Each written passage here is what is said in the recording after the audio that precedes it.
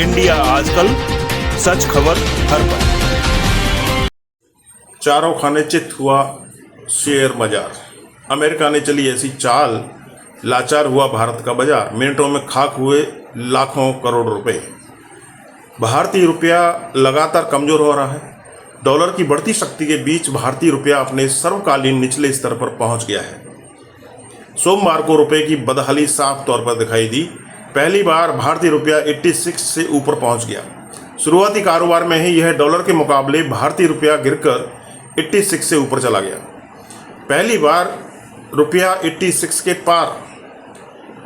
सोमवार को शुरुआती कारोबार में ही भारतीय रुपया बेबस दिखाई दिया और 27 पैसे की गिरावट के साथ अमेरिकी डॉलर के मुकाबले अपने सर्वकालीन निचले स्तर पर यानी 86.31 पर पहुंच गया।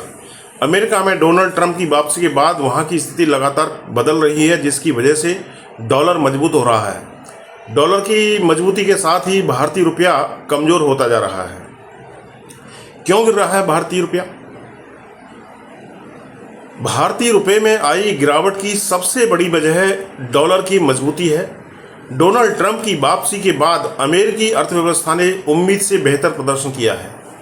इकोनॉमी में आई मजबूती के बीच अमेरिकी फेडरल रिजर्व ने 2025 के लिए प्रस्तावित बजट ब्याज दरों में कटौती को वापस ले लिया है। ट्रंप की नीतियों से अमेरिकी कंपनियों और अमेरिकी बाजार को बेहतर प्रदर्शन की उम्मीद है। कॉर्पोरेट टैक्स कटौती और टैरिफ में बढ़ोतरी डॉलर को मजबूती दे रही है। अमेरिकी राष्ट्रपति की कुर्सी पर बैठने जा रहे डोनाल्ड ट्रंप ने आने के साथ ही टैरिफ बढ़ाने की बात कह दी है।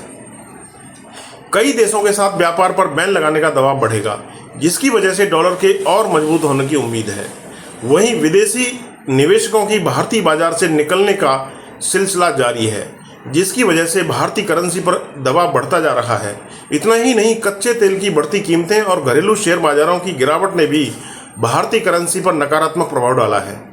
भारत का निर्यात आयात के मुकाबले बेहद कम है, जिसकी वजह से रुपया कमजोर होता जा रहा है।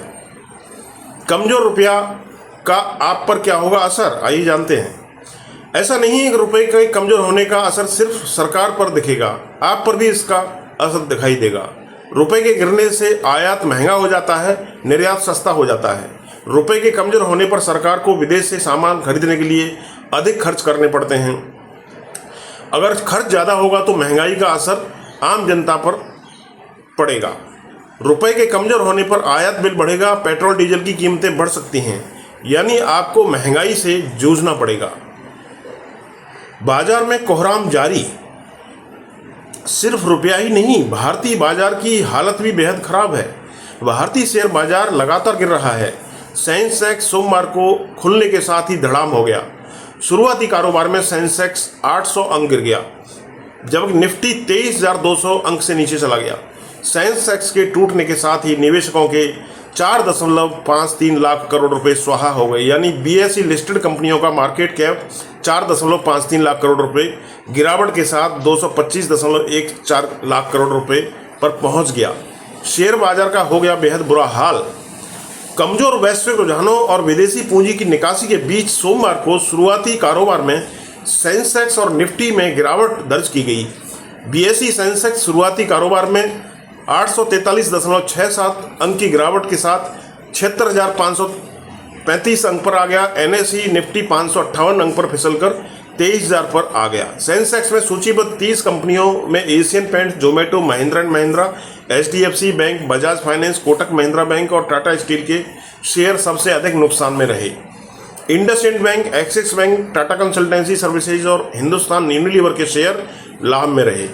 एशियाई बाजारों में दक्षिण कोरिया का कॉस्पी, हांगकांग का हैंग सेंग और चीन का शंघाई कंपोजिट नुकसान में रहे। अमेरिकी बाजार शुक्रवार को नकारात्मक रुख के साथ में बंद हुए थे। अंतर्राष्ट्रीय मानक ब्रेंट क्रूड 1.62% की बढ़त के साथ में 81.05% प्रति डॉलर बैरल रहा। शेयर बाजार के आंकड़ों के मुताबिक विदेशी संस्थागत निवेशक शुक्रवार को बिकवाल रहे थे। उन्होंने शुद्ध रूप से 22,000 करोड़ रुपए कमाए। इंडिया आजकल, सच खबर हर पल।